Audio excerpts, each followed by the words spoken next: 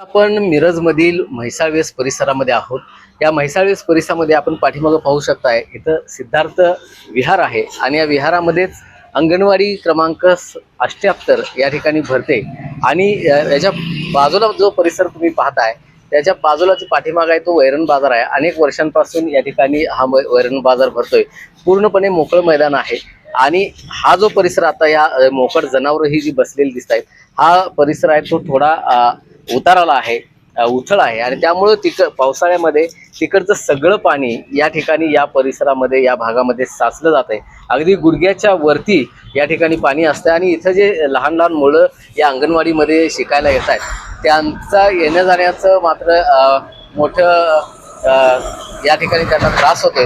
आणि त्यामुळे इथल्या नागरिकांनाही जवळपास घरं आहेत, त्या नागरिकांच्या घरात ही मोठ्या प्रमाणात या ड्रेनेजचं पाणी असेल, गटारांचं पाणी असेल हे आत शिरतंय आणि त्यामुळे इथलं जनजीवनही काही प्रमाणात या ठिकाणी विस्कळीत होत आहे. या ठिकाणी असणारं जे अंडरग्राऊंड ड्रेनेज आहे ते 10 वर्षांपासून या ठिकाणी दुरुस्त केले गेले नाही किंवा त्याचा जो साचलेला कचरा आहे तो महानगरपालिकेच्या वतीनं काढलेला नाही, अशा तऱ्हेची तक्रार इथल्या स्थानिक नागरिकांनी केलेली आहे. आपल्याबरोबर इथले काही स्थानिक नागरिक आहेत, आपण त्यांच्याशी बोलणार आहोत. काय नक्की समस्या सध्या इथल्या नागरिकांना भेडसावते? सध्या इथली परिस्थिती अशी आहे की जो मिरजेमध्ये मिरज हायस्कूल, गोकुळ चौक आणि महात्मा फुले कॉलनीकडून येणारं जे पाणी आहे ते साधारणपणे ते म्हैसाळवेस पंचशीलनगरमध्ये बुद्ध विहारास या ठिकाणाहून जातं आहे. पण त्याची पाण्याची तीव्रता एवढी फास्ट आहे की एखादी नदीला येणारं पूर परिस्थिती असते त्या पद्धतीनं ते पाणी इकडनं येतं. आमची एकच मागणी आहे की त्या ठिकाणी वैरण बाजार लागून एक सरकारमान्य देशी दुकान आहे, तिथं लागून आम्हाला एक स्पीड ब्रेकर करून द्यावं की साधारणपणे त्याची उंची जास्त असावं आणि जर ते स्पीड ब्रेकर जर कोणी काढलं तर त्याच्यावर कायदेशीर कारवाई करण्यात यावी. कारण का ते पाणी जर सरळ येणारं पाणी ते सरळच जायला पाहिजे, ते सरळ न जाता ह्या ठिकाणी येते म्हणून हे पाण्याचा प्रवाह ह्या साईडला येतोय. आमची एवढीच मागणी आहे. आणि गेले 10 वर्ष झालं बुद्धविहार बसलं जी ड्रेनेज विभाग आहे, त्या ड्रेनेज विभागानं जी गटार आहे ते गटार साधारणपणे 10-15 वर्ष झालं त्यांनी साचलेलं कचराही काढलेला नाही आणि त्याचं दंडसवी केलेलं नाही. आणि आम्हाला मागणी एकच आहे की त्यांनी स्वच्छ करून द्यावं आणि पिणारं पाणी हे व्यवस्थित करून निचरा करण्याचा प्रयत्न जास्त करावा. या ठिकाणी जवाहर चौक आहे, बोकर चौक आहे, तिकडून येणारं जे पाणी आहे ते आत इकडच्या बाजूला शिरत आहे. तिथं एक बांध घालण्यात यावा अशा तऱ्हेची मागणी केलेली आहे आणि हा बांध कसल्याही परिस्थितीत तोडला जाऊ नये अशी मागणी त्या नागरिकांची आहे. आणखी काही भगिनी आपल्याबरोबर आहेत, आपण त्यांच्याशी बोलूया. काय सांगाल, काय अडचण सध्या तुम्हाला? माझं घर बौद्ध विहारासमोर आहे. कमीत कमी पाऊस पडल्यानंतर जे पाणी साठतं 4 ते 5 तास पाणी इथून हलत नाही, जेणेकरून आम्हालाच ते काढावं लागतं पाणी. एखादी गाडी जरी पाण्यात नाही गेली तर डायरेक्ट माझ्या घरामध्ये पाणी येतं. ते घर स्वच्छ करायला, परत वैरण बाजाराचा कचरा दारात येतो, नगरपालिकेवाल्यांना बोलवावं लागतं. एवढं त्यांनी पाणी इथून कसं जाईल याची त्यांनी दक्षता घ्यावी. आजी काय सांगाल, किती वर्ष इथं राहताय आणि काय किती वर्षांपासून हे समस्या आहे? ही 40 वर्ष झालं आहे पाण्यातच आहे आम्ही. आमची घरं छोटी आहेत, इथं परिसरामध्ये पाणी गुडघ्या एवढं साठतंय. घरात पाणी, दारात पाणी, गटरीचं पाणी सगळं घरात येते. घरात येते. त्याच्यावरती दखल कोण घेत नाही. आणि ह्या गटरी आम्हाला ओपन मोठ्या करून पाहिजे, जिथं तिथं पाईट केलेलं पाहिजे, थोडी थोडी ओपन पाहिजे, गटर मोठी करावी आणि पाण्याची व्यवस्था पाहिजे. आमची मुलं बारकी आहेत, घरं छोटे आहेत आणि त्यात आम्हाला रात्रीचा पाऊस आला तर अशी मुलं घेऊन बसायला लागते. आता इथले जे स्थानिक नगरसेवक आहेत, निवडून आलेले काही बघत नाहीत, निवडून आलेले काहीच बघत नाहीत. आम्ही फोन करतोय, पाण्याचा व्हिडिओ पाठवतोय, फोटो, तरी त्यांनी येत नाहीत बघायला. मग आता त्यांना काय करायचं? कुठल्या पद्धतीने त्यांना मतं द्यायचे? मतं मागायला तेवढं पाया पडायला येते ती, नंतर कोण कुणाला विचारत नाही. आता जे नगरसेवक इथं जे आहेत त्यांना काय याबद्दल सांगितले का? आता पाणी आल्यावर सांगितले, त्यांच्या मुलाला फोन करून सांगितले. त्या 10 मिनिटात येतो म्हटलं, ते अजून 10 मिनिटं व्हायला आली, अजून तर आला नाही. तो विचारायला पण आला नाही कुठं पाणी आले, कुठं चिखल झालाय, कुठं मुलं पडाल्यात. आम्ही देखील पडतो या चिखलात. मग आता अशा नगरसेवकांना काय सांगाल तुम्ही? काय सांगायचं, आम्ही करूनच द्या म्हणतोय की. किती वर्ष झालं, 10 वर्ष झालं आम्ही सांगतोय. किती वेळा न्यूज पण दिली आम्ही, समोर त्यांच्या बोलतोय पण. मत मागायला सुनेला बोललं, लेकाला बोललं, बायकोला बोललं, परत उमेदवाराला बोललं. मग आता तुमच्यावर काहीच परिणाम होत नाही तर आता त्याला आम्ही काय करायचं? काय इशारा काय द्याल? इशारा आम्ही हेच मागणी करतोय की हे आम्हाला पाण्याचं करून द्या. नक्कीच आणि आपल्याबरोबर गटरी मोठ्या करून आणखी द्या. काही इथले स्थानिक नागरिक आहेत. काय सांगाल, किती वर्ष इथं राहताय आणि काय किती समस्या? वर्ष नाही आहे, पिढ्यानपिढ्या इथे गेलेल्या आहेत.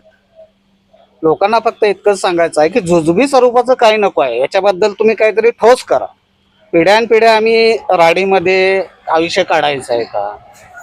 मला हेच सांगायचं आहे की तुम्ही येताय, तात्पुरती त्याची दखल घेतली जाते, तुम्ही दारात आलेली राड काढाल, थोडं वेळ पाणी काढाल, निचरा तात्पुरता करून द्याल, पण याच्यासाठी कायमस्वरूपी आणि भरीव असे भक्कम काय कराल हे तुम्ही समाजाला दाखवून द्या, किंवा आमच्या ज्या मागण्या आहेत त्याला तुम्ही पूर्णत्वास कशा नेणार?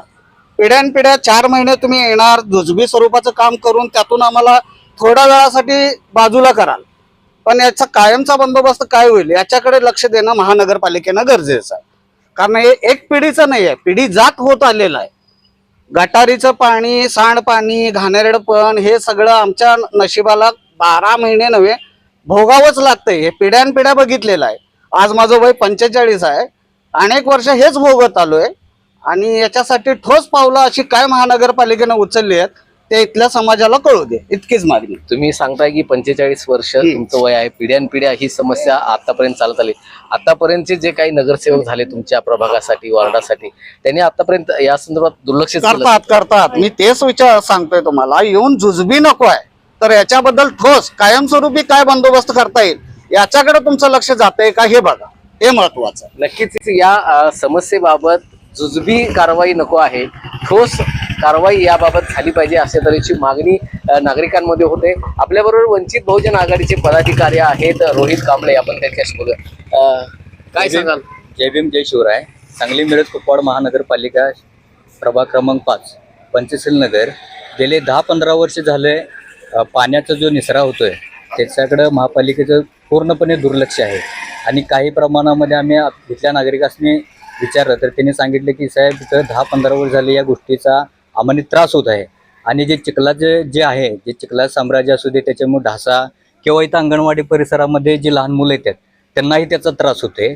तर याच्या संदर्भात लवकरात लवकर महापालिकेने निर्णय घ्यावा, नाहीतर वंचित बहुजन आघाडी रस्त्यावर उतरल्याशिवाय राहणार नाही. या अंगणवाडीच्या बाहेरच या ठिकाणी मोकाट जनावरं दिसत आहेत, गायी आहेत. खरं पाहायला गेलं तर इथे लहान लहान मुलं शिकायला येतात. या गायींमुळे त्यांना उपद्रव होऊ शकतोय, किंवा एखादं जनावर एखाद्या मुलावर आक्रमण किंवा चाल करून जाऊ शकतंय, असं काय निदर्शन त्या संदर्भात काय भूमिका राहणार? आता ह्याच्यामध्ये कसं आहे, महापालिकेनं किंवा आरोग्य विभाग जो आहे त्यांनी याची दखल घ्यावी. कारण वारंवार इथल्या लोकांनी जर कंटिन्यू निवेदन किंवा बोलणं झालं असेल तर त्याचा महापालिका किंवा आरोग्य विभाग ह्याच्याकडे दुर्लक्ष करत आहे. तरी आमची मागणी एवढीच आहे की लवकरात लवकर याचं काम पूर्ण व्हावं. जनावरांचं काय असेल ते बंदोबस्त लवकरात लवकर महापालिका करावी किंवा आरोग्य विभाग करावा, एवढीच इच्छा आहे. जय भीम जय शिवराय. नक्कीच आपण पाठीमागं पाहू शकताय, हा जो परिसर आहे या परिसरामध्ये पावसात पूर्णपणे हा परिसर पाण्यामध्ये बुडून गेलेला असतोय.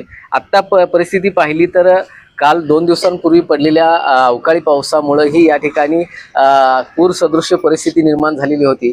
इथे जवळच या सिद्धार्थ विहारमध्ये अंगणवाडी भरते, लहान लहान मुलं परिसरातील या ठिकाणी येत आहेत.